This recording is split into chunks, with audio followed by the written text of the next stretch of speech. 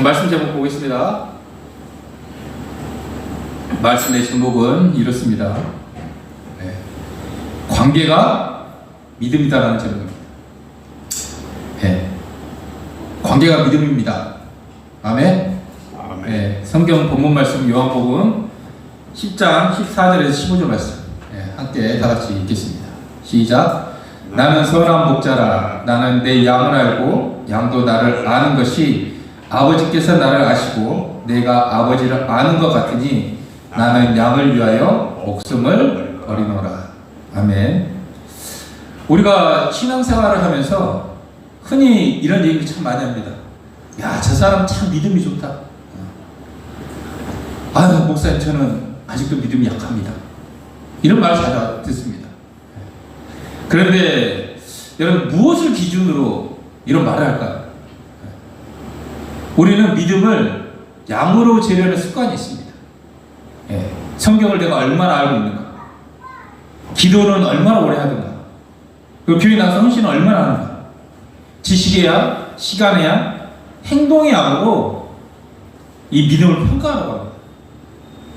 그러나 예수님은 믿음을 이렇게 평가하지 않으셨습니다.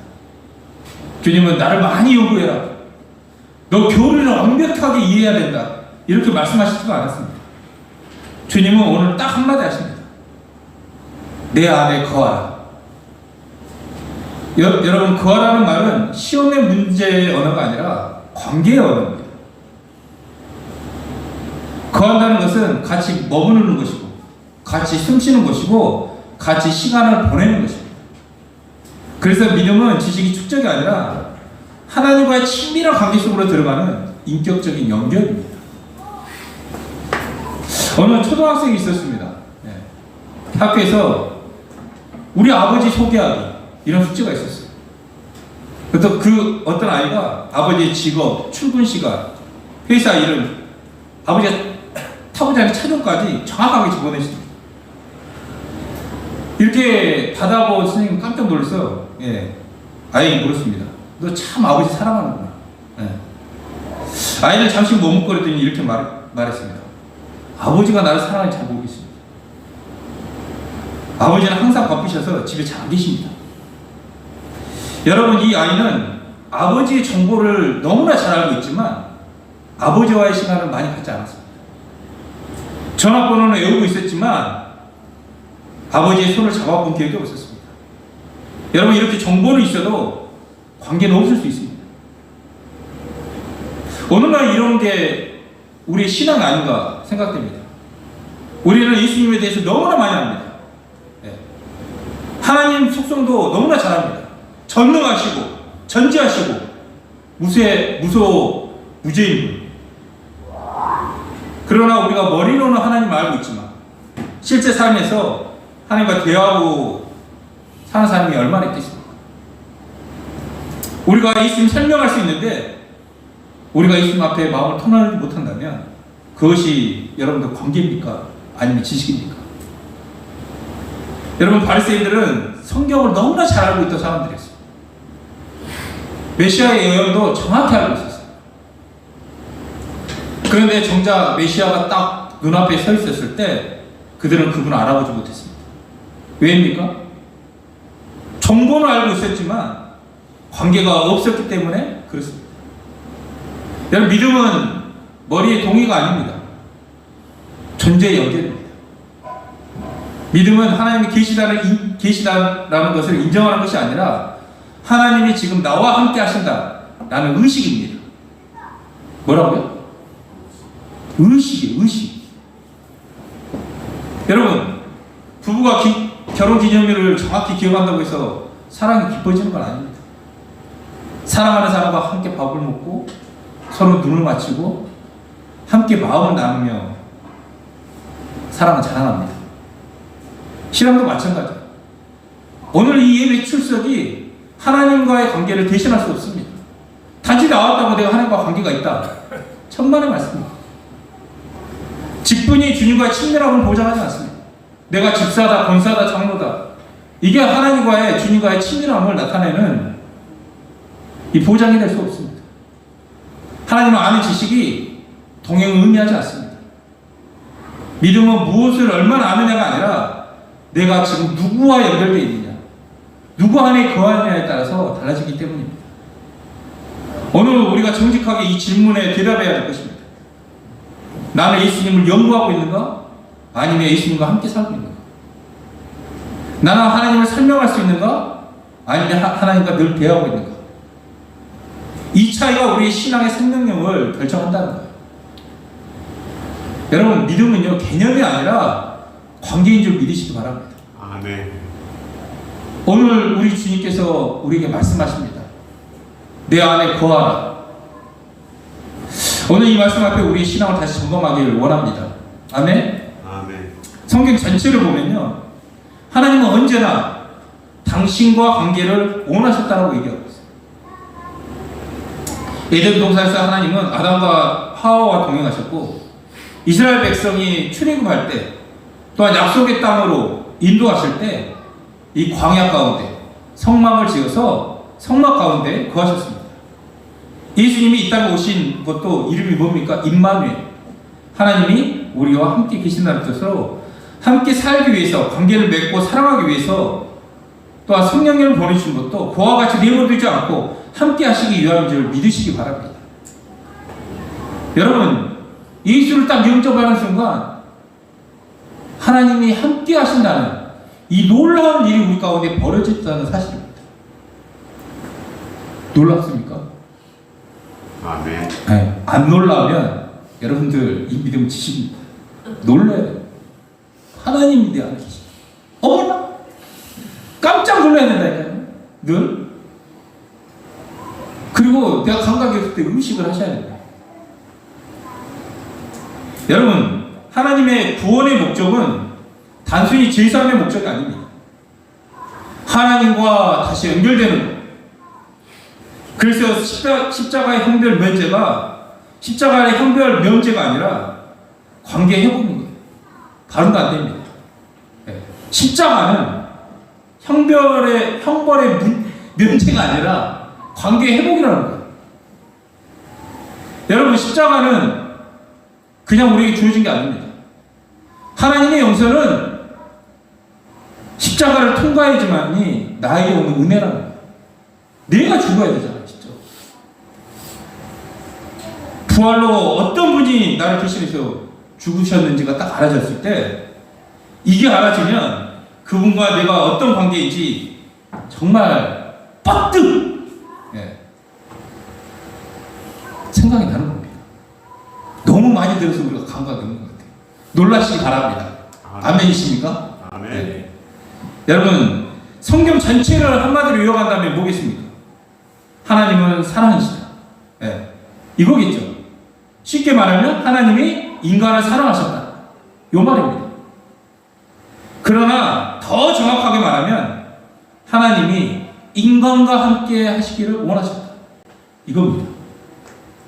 여러분, 하나님이 왜 나를 창조하셨습니까? 왜 나를 만드셨죠? 창세기 3장 8절 보면요, 그들이 그날 바람이 불 때 동산에 거니시는 여호와 하나님의 소리를 듣고 가. 여러분, 왜 거니셨습니까? 하나님 에덴 동산에 아담과 하와를 만드셨죠. 하나님이 자녀와 대화하기 위해서 낳으신 줄 믿습니다. 교제하기 위해서 하나님이 만드신 줄 믿습니다. 함께 하시기 위해서 우리를 창조하신 줄 믿습니다. 아멘. 창조의 목적은 노동이 아니었어요. 통치도 아니었습니다. 당신과의 동행이었어요. 하나님은 인간을 종으로 만드시지 않았습니다. 하나님은 인간을 함께 걷는 존재로. 그런데 이랬던 우리가 죄로 말미암아 하나님과 관계가 끊어져 버렸습니다. 선악과 사건은요, 단순히 하나님의 규칙을 어긴 사건이 아니라 그 이전에 하나님과 관계가 단절된 사건입니다. 아담과 하와가 선악과를 먹은 다음에 하나님을 피합니다. 이렇게 죄의 본질은요, 단절이라고. 구약을 보면 하나님은 끊임없이 이렇게 말씀하십니다. 나는 너의 하나님이 되고 너희는 내 백성이 되리라. 이것은 복종함이 아닙니다. 이것은 언약의 관계선언이라. 광야에서 왜 성막을 지으라고 하셨죠? 이스라엘 백성 한가운데 거하시기 위해서 성막을 지으라고 성막 짓는 방법까지 말씀해 주셨습니다. 성막의 중심은 제사가 아니라 하나님의 임재였다는 사실.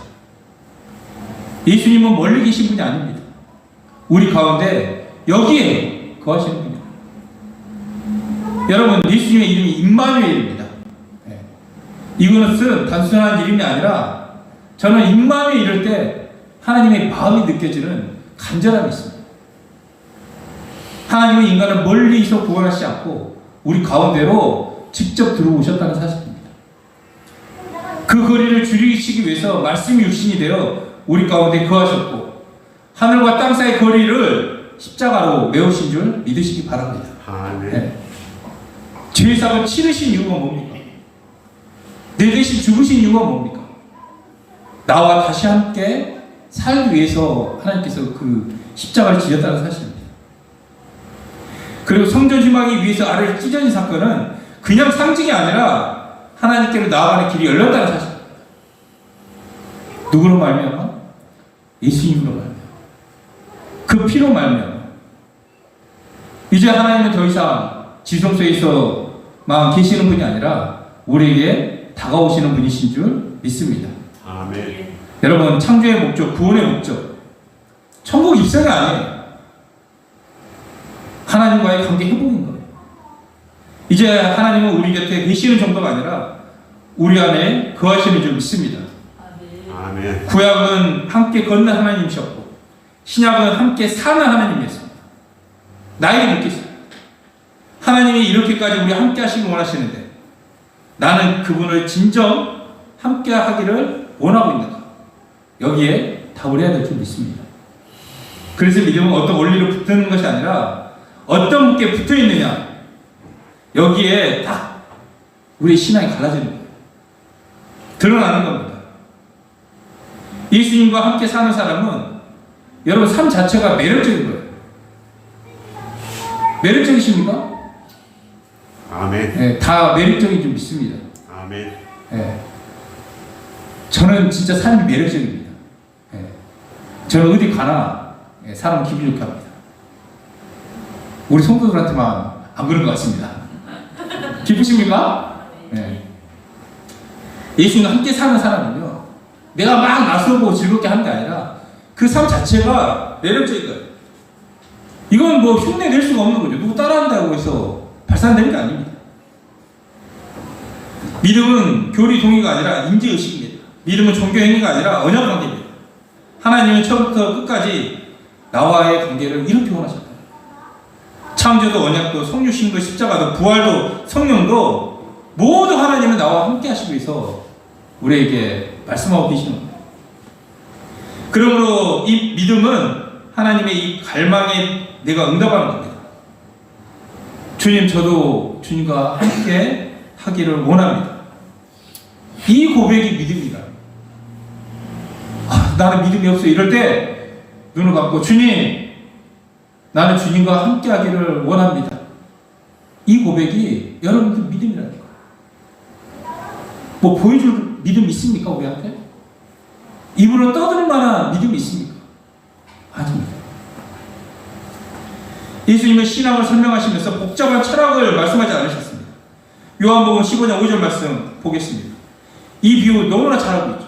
읽습니다. 시작. 나는 포도나무요 너희는 가지라. 그가 내 안에 내가 그 안에 거하면 사람이 열매를 많이 맺나니 나를 따라서는 너희가 아무것도 할 수 없느니라. 예.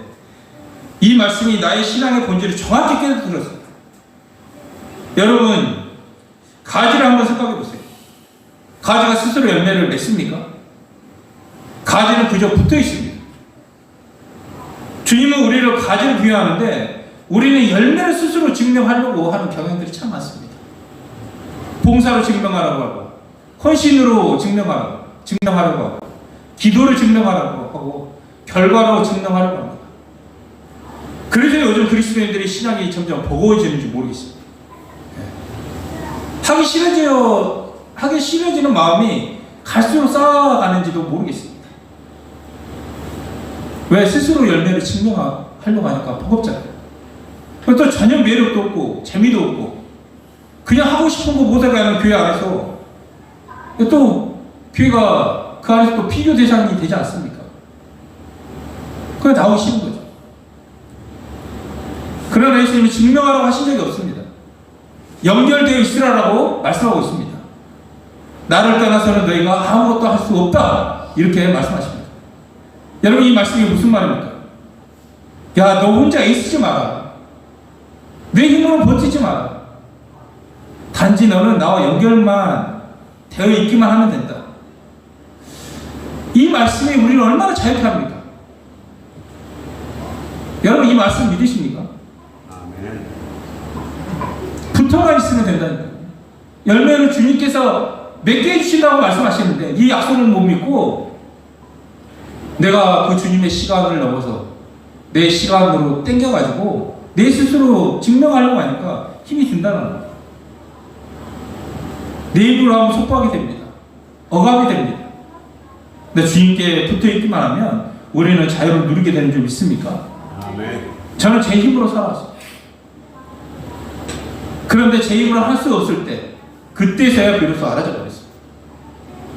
내가 예수님을 따라서 아무것도 할 수 없습니다. 제 미래가 그랬고 부모님이 쓰러졌을 때 그랬고 자식을 키울 때 그랬고 목회를 할 때도 정말 낙심할 때가 많았습니다. 여러분들이 제 옆에 있어서 잘 알지 않습니까? 내가 주님한테 안 붙어 있고 이 본 환경만 있었다면 저 진짜 목회 때려쳤습니다. 우리들이 지친 이유가 뭐냐면 능력이 부족해서가 아니라 혼자 하려 하기 때문에 그렇습니다. 가지는 열매 맺는 시기를 불안해하지 않습니다. 봄이 오면 싹이 피고 여름이 오면 열매가 맺혀집니다. 정말 예수님과 접붙임이 된 사람이 왜 조급해지지 않냐면 예수님을 신뢰하기 때문에 그렇습니다. 신앙은 내 속도를 믿는 것이 아니라 주님의 생명을 믿는 것입니다. 그래서 붙어있음은 게으름이 아니라 신뢰입니다. 실상은 우리가 붙어있는 것 같지만 실은 하나님이 먼저 우리를 붙들고 계신다는 사실을 잊지 마시기 바랍니다. 요한복음 15장 5절 거하라는 명령이면서 내가 너희 안에 있다라는 약속입니다. 신앙은 내가 하나님을 붙드는 이야기 같지만 사실은 하나님이 나를 놓지 않으시는 이야기입니다. 그래서 믿음은 부담이 아니라 안식이라. 여기서 목사님, 예수님이 붙어 있으라면 그럼 나는 아무것도 하지 않으면 됩니까? 우리는 속으로 아무것도 하지 않고 이분은 그냥 이끄시는 대로 끌려가고 싶어 합니다. 그런데 여러분, 붙어 있음은 자동으로 되는 게 아닙니다. 사랑은 자연스럽지만 여러분, 관계는 의식이 필요합니다. 여러분, 부부가 사랑한다고 해서 자동으로 관계가 깊어지지는 않습니다. 연락하지 않으면, 대화하지 않으면 전 사람이 무슨 생각하는지 잘 모릅니다. 마음에서 멀어집니다. 하나님과의 관계도 그렇습니다. 하나님은 항상 함께 하시는데 우리가 의식하지 않으면 우리는 멀어진 것처럼 살아간다는 사실입니다. 신앙이 무너질 때 대부분 큰 죄 때문에 무너지는 게 아닙니다. 여러분, 기도가 줄어들고요, 말씀이 희미해지고, 또한 예배에 참석할 횟수가 줄어들고, 감사가 사라지고, 하나님을 생각하지 않는 하루가 반복되어질 때 조금씩 멀어지기 시작합니다. 그리고 어느 날 내가 왜 이렇게 메말라갔지? 내가 왜 이렇게 하나님과 멀어졌지? 이렇게 깨닫게 될 것입니다. 여러분, 단절은 드라마틱하게 이루어지지 않습니다. 조용히 아주 가랑비에 비쳤듯이 우리에게 찾아온다는 사실입니다. 거하라는 말은 거창한 결단하라 이런 말이 아닙니다. 거하라, 예수님을 작은 의식부터 해라 이 말입니다. 하루를 시작하면서 짧게라도 기도하는 것, 말씀 한 군절이라도 붙드는 것, 분주함 속에 잠시 멈추는 것, 실패했을 때 숨지 않고 돌아오는 것, 이것이 거함이고 이것이 붙들림입니다. 열매는 나중이고 여러분, 연결이 먼저인 줄 믿으시기 바랍니다. 이 말씀은 왜 더 열심히 안 했느냐? 꾸준히 아닙니다. 다시 가까이 와라 라는 초대입니다. 하나님은 우리의 성과보다 우리의 시선을 원하십니다. 관계는 성취가 아니라 시선입니다. 여러분, 우리가 종종 이렇게 얘기합니다. 나는 부족합니다. 나는 자주 끊어집니다. 나는 오래 머물지 못합니다. 그러나 예수님은 나는 너를 놓지 않는다. 어떤 것도 나를 너와 끊을 수가 없다라고 말씀하십니다. 여러분, 요한복음 1장에 말씀이 육신이 되어 우리 가운데 거하시네, 이런 말이 있습니다. 네. 하나님이 우리에게 거하셨습니다. 말씀이 육신이 되어 우리 가운데 거하십니다. 하나님이 우리를 찾아오셨다는 사실입니다. 하나님이 우리 안에 거하셨다는 거예요. 우리가 머무는 것보다 그분이 먼저 우리를 찾아오셔서 머무르셨습니다. 그래서 우리의 거함은 노력이 아니라 응답이라는 거예요. 하나님이 거하셨다고 말씀하시잖아요. 응답해야 될 줄 믿습니다. 아멘. 사랑하는 여러분, 하나님이 이렇게까지 우리와 함께 하시길 원하시는데 왜 우리는 그 관계를 자주 놓칩니까? 여러분, 왜 그러냐면 문제를 예수님보다 크게 보기 때문에 그렇습니다. 마태복음 14장을 보면요, 베드로가 물 위를 걷는 장면이 나옵니다. 그가 물 위를 걸을 수 있었던 이유는 예수님을 바라봤기 때문에 걸을 수 있었습니다. 근데 그가 물에 빠진 이유가 무엇입니까? 예수를 바라보지 않고 바람을 바라봤기 때문에 빠졌습니다. 환경은 변하지 않습니다. 파도는 그대로였습니다. 바뀐 것은 뭐였죠? 시선이었습니다. 믿음은 상황의 크기가 아니라 여러분 관계의 집중도라는 거예요. 내가 얼마나 주님께 집중하고 있느냐, 의식하고 있느냐. 우리는 어떤 상황에 봉착하면 이렇게 말합니다. 문제가 너무 큽니다. 형편이 너무 어려워졌습니다. 상황이 만만치 않습니다. 그러나 신앙의 문제를 작게 만드는 능력이 아니라 예수님을 이것보다 더 크게 보는 시선이 우리에게 필요하다는 사실입니다. 관계가 흐려질 때 문제는 과장되고 부풀어집니다. 정말 그래요. 그러나 관계가 선명해질 때 문제는 제자리로 돌아가 버립니다. 더 솔직하게 말해볼까요? 어느 순간부터 우리는 하나님 없이 사는데 익숙해져 버렸습니다. 모든 일을 결정할 때 인본적인 사고방식으로 계산합니다. 우리가 기도보다 이제 판단이 먼저입니다. 하나님이 찾기 전에 방법을 찾습니다. 그래서 신앙이 주일에만 찾는 썬데이 크리스찬, 평일에는 나의 영역이 다 되는 거예요. 여러분, 믿음은 교회 안에서만 유지되는 게 아닙니다. 믿음은 월요일 회의실에서, 화요일 학교에서, 수요일 가정의 식탁에서 여러분은 매일매일 이어지는 관계입니다. 하나님은 우리를 버린 것이 아닙니다. 단지 내가 의식하지 않고 살아가는 것 뿐입니다. 여러분, 의식하지 않는 관계는요, 점점 흥미해진다는 사실입니다. 여러분, 어제 하루를 한번 생각해 보세요. 의식하고 살아갔습니까? 아니면 보이는 대로 따라가는 삶을 살아갔습니까? 여러분, 일주일에 여러분 딱 한 번 보지 않습니까? 아니, 요즘 2번 보는구나, 수요일날 보니까. 여러분 딱 만나요. 네.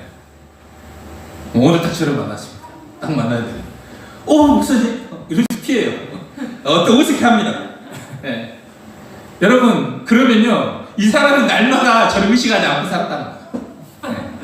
제가 여러분 딱 오면 반갑게 대해주지 않습니까? 아, 왔어요? 왜 그렇게 했습니까? 제가 날마다 의식하고 살기 때문에 그렇습니다. 네. 날마다 여러분들 위해서 한 번씩 생각하면서 기도하고, 그러니까 의식하지 않는 줄 믿습니다. 아멘. 여기서 목사님 저 의식 좀 그렇게 생각 안 했는데요? 본인이 그렇게 생각한 겁니다. 네. 네. 근데 왜 우리가 이렇게 의식하지 않게 만날 수 있냐면, 여러분 밴드를 통해서 여러분들 계속 만나고 있기 때문에 여러분 다 쓰고 있지 않습니까? 네. 그래서 여러분들 우리가 서로 뜨겁게 사랑하고 있는 줄 믿습니다. 네. 현대인이 가장 큰 적은 죄라기보다 일상의 분주함일지 모르겠습니다. 네. 말씀 때 주님께서 말씀하지 않았습니까? 네. 어떤 때와 같다? 우리 몇 주 전부터 계속 얘기했습니다. 예. 노아 때와 롯 때와 같다라고 말씀하십니다. 말세 때, 주님 오실 때 동일해요. 일상을 우리도 분주하게 살아갑니다. 예. 그때도 동일하게 우리 또한 너무나 바쁘게 살아갑니다. 기도할 시간은 없지만 걱정할 시간은 많이 늘어났습니다. 말씀을 읽을 시간은 없지만 핸드폰 볼 시간이 있습니다. 여러분, 솔직히 볼까요? 예수님과의 관계는 사라진 것이 아니라 우리가 점점 밀어낸다는 거예요. 그러면 이런 질문을 할 수 있습니다. 목사님, 주님과 관계가 깊어지면 정말 내 삶이 달라집니까? 한번 그렇게 해보세요. 달라지냐 안 달라지냐. 근데 달라집니다. 행동이 먼저가 아니라 존재의 분위기가 달라집니다. 내가 어떤 존재가 되는지 이게 알아져 버리니까 하나님을 먼저 의지하게 됩니다. 먼저 간구와 기도로 감사함으로 먼저 알아게 되는 것입니다. 당장 문제가 해결되지 않습니다. 그러나 혼자가 아니라는 확신이 생기고 두려워하지 않거나 염려하지 않게 된다는 사실입니다. 우리 시편 23편 말씀 볼까요? 예, 4절 말씀 시작. 내가 사막의 음침한 골짜기를 다닐지라도 해를 두려워하지 않는 것은 주께서 나와 함께 하십니다. 주의 지팡이와 막대기가 나를 안위하시나이다. 예. 여러분, 다윗의 골짜기는요 그대로였습니다. 예. 정말 우리가 상상할 수 없는 그런 환경이었습니다. 이 다윗이 여러분들 두려움이 줄어듭니까? 줄어듭니다. 왜입니까? 하나님과 관계 때문에 이런 고백을 할 수 있었다는 사실. 관계가 깊어질수록 우리는 규칙 때문이 아니라 예수님을 사랑하기 때문에 조심하게 된다. 부모를 사랑하는 자녀는 혼날까봐가 아니라 부모의 마음을 아프게 할까봐 늘 조심합니다. 신앙도 마찬가지예요. 관계가 깊어질수록 죄의 규칙 위반이 아니라 사랑의 손상으로 느껴진다는 사실입니다. 아, 내가 이럴 때 예수님의 그 상처가 더 깊어지겠고, 그래서 예수님이 아파하실까봐 빨리 회개하게 됩니다. 정죄감에서 오래 머무는 것이 아니라 빨리 돌아오는 것이 우리 삶의 승리인 줄 믿습니까? 아멘. 네. 예수님이 이렇게 말씀하셨습니다. 요한복음 14장 15절 읽습니다. 시작. 너희가 나를 사랑하면 나의 계명을 지키리라. 여러분, 순서가 사랑이 먼저고 지킴이 결과입니다. 관계가 깊어질수록 행위는 자연스러워진다는 사실이에요. 여러분, 하나님을 왜 믿으십니까? 왜 교회를 나오고 왜 헌신하십니까? 착해지려고요? 아니면 하나님한테 좀 잘 보이려고요? 사람들한테 잘 보이려고요? 여러분, 하나님은 정말 계신 것 같은데 안 나오면 불행이 찾아올까봐 교회 나오십니까?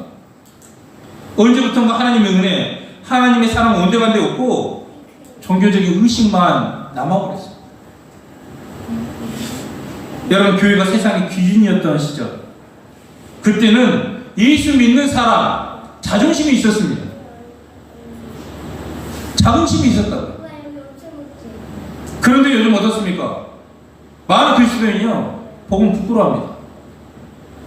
교회 다닌다는 거 어디 가서 얘기도 못합니다. 왜 이렇게 됐습니까?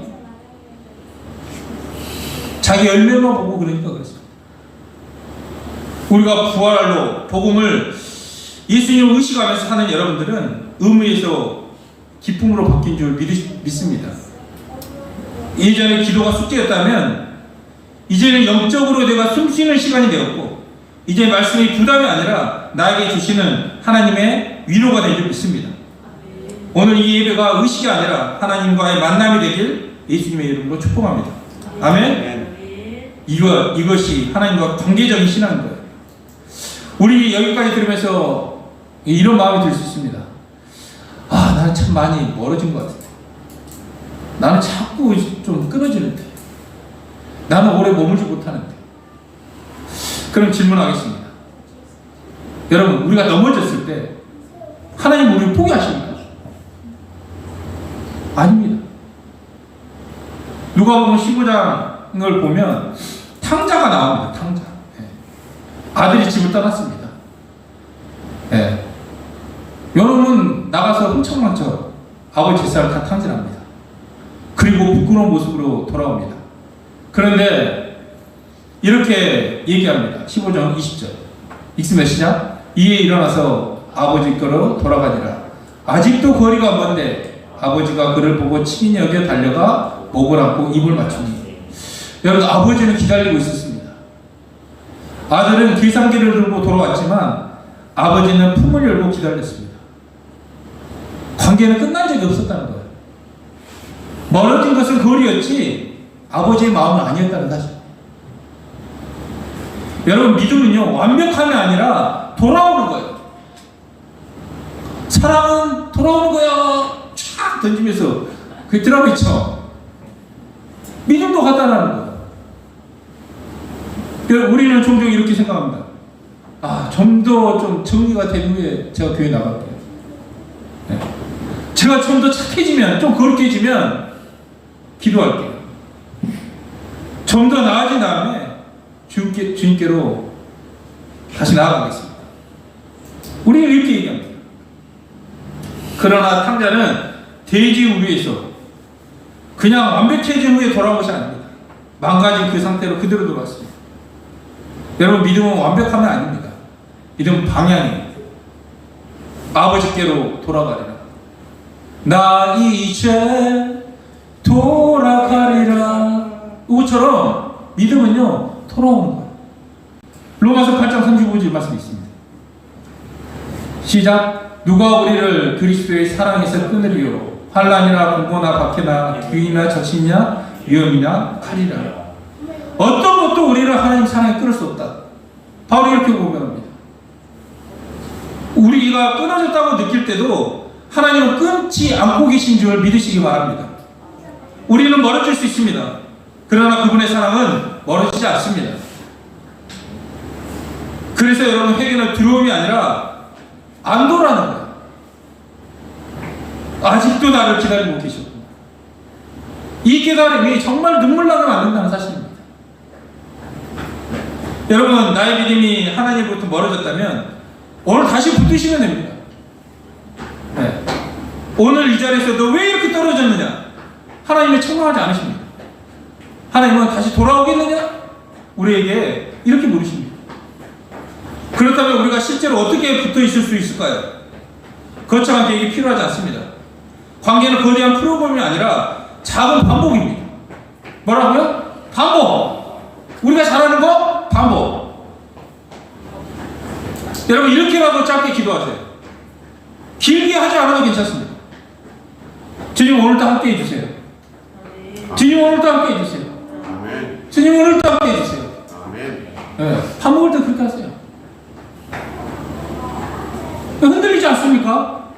하나님 말씀과 충돌되는 상황이 딱 마주칩니다. 그럴 때 주님, 지금 제 마음이 흔들립니다. 제 마음을 지켜주세요. 정말 주님, 마음이 흔들린다니까요.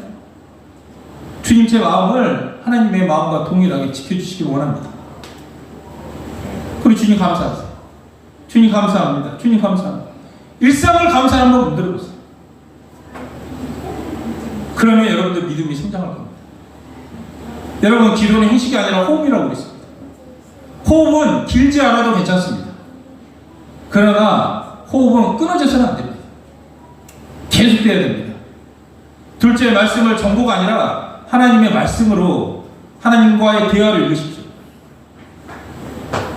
주님, 이 말씀을 통해 지금 제가 무엇을 말씀하고 계십니까? 이렇게 한번 계속 물어보세요. 말씀 또한 관계의 통로입니다. 하나님 분명히 말씀하십니다. 히브리서 4장 12절 말씀. 하나님의 말씀은 살아있고 활력이 있어 좌우의 날상 어떤 분보다도 예리하여 혼과 영과 및 관절과 골수를 찔러 쪼개기까지 하며 또 마음의 생각과 뜻을 판단하는. 살아있다라는, 하나님 말씀은 살아있다는, 지금도 우리에게 말씀하고 계신다는 거예요. 말씀을 읽을 때 주님을 만나게 될 줄 믿습니다. 아멘. 셋째, 하루 한번 멈추십시오. 분주함이 여러분 관계를 무너뜨릴 수 있습니다. 아멘. 그러니까 의도적으로 멈추셔야 됩니다. 제가 횟수를 정하지 않겠습니다. 열왕기상 19장 12절에 한번 읽어볼까요?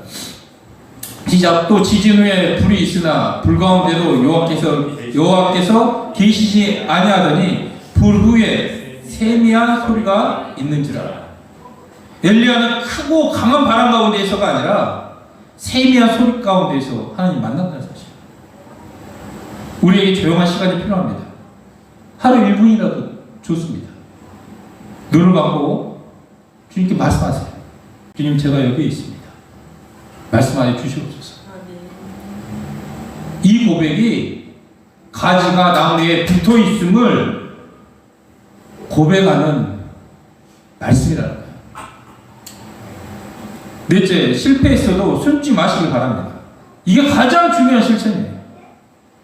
죄를 지었을 때, 또 하나님에 대한 마음이 식었을 때, 기도가 멈췄을 때 숨지 마시길 바랍니다. 여러분, 아담은 숨었습니다. 그러나 하나님은 찾으셨습니다. 숨는 순간 관계는 더 멀어진다는 사실. 그러니까 돌아오는 순간, 회개하는 순간 여러분 관계가 다시 회복되는 줄 믿으시기 바랍니다. 스스로 내가 회개하지 않고 지금 살아간다면 하나님과의 관계는 내가 밀쳐내는 거예요. 이만 이해가십니까? 다섯째, 관계는 반복입니다. 우리는 완벽하게 붙어 있을 수 없습니다. 그러나 반복해서 여러분들 돌아올 수는 있습니다. 관계는 한 번의 결단이 아니라 수많은 작은 돌아옴의 합입니다. 우리가 반복을 잘하니까 이것은 잘할 겁니다. 올해 우리가 붙들어야 할 것은 성공이 아닙니다. 능력이 아닙니다. 부흥이 아닙니다. 주님과의 관계입니다.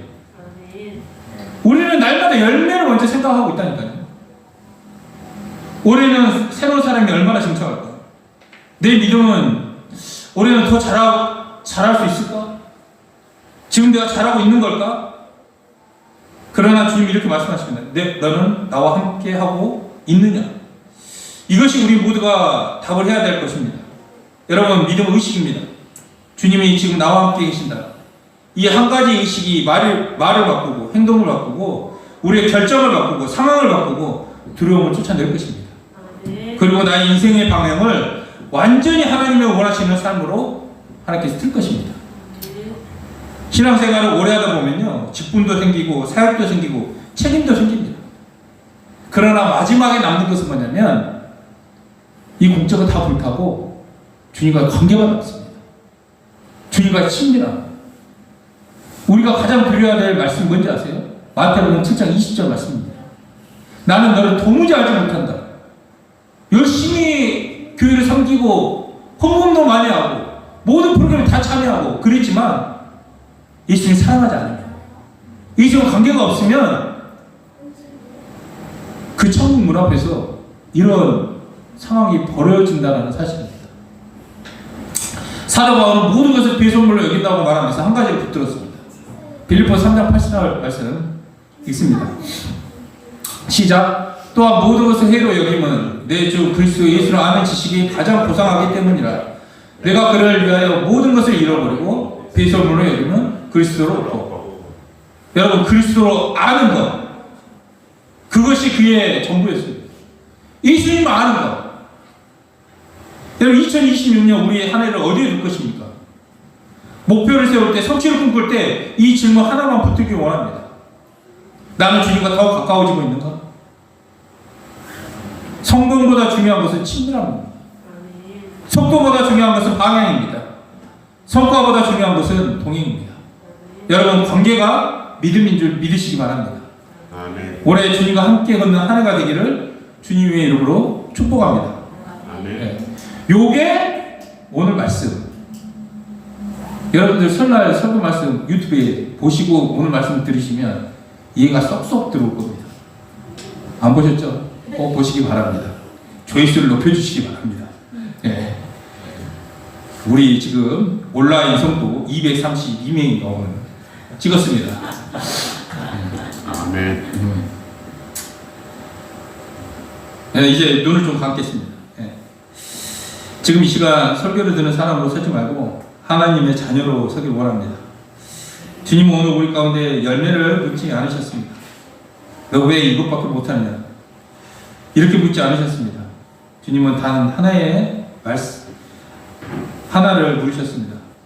너는 나와 함께 하고 있느냐? 주님은 우리를 사랑하셨습니다. 에덴부터 광야에서부터 십자가 위에서까지 끝까지 함께 하시기를 원하셨습니다. 그런데 우리는 주님 없이도 잘 살 수 있는 것처럼 하루를 살아갔습니다. 주님은 정말 기다리고 계시는데 우리는 바쁘다는 이유로 기도하지 않고 모든 일을 선택했고 모든 것을 지나쳤습니다. 주님 외롭게 해드려서 죄송합니다. 주님이 필요할 때만 찾고 급할 때만 부르고 문제 생길 때만 의지했던 이기적인 믿음을 용서해 주시옵소서. 열매를 만들겠다고 애쓰면서 정작 주님과 눈을 마주치지 않았습니다. 사역은 했지만 사랑하지 않았고 봉사는 했지만 함께 걷지 않았습니다.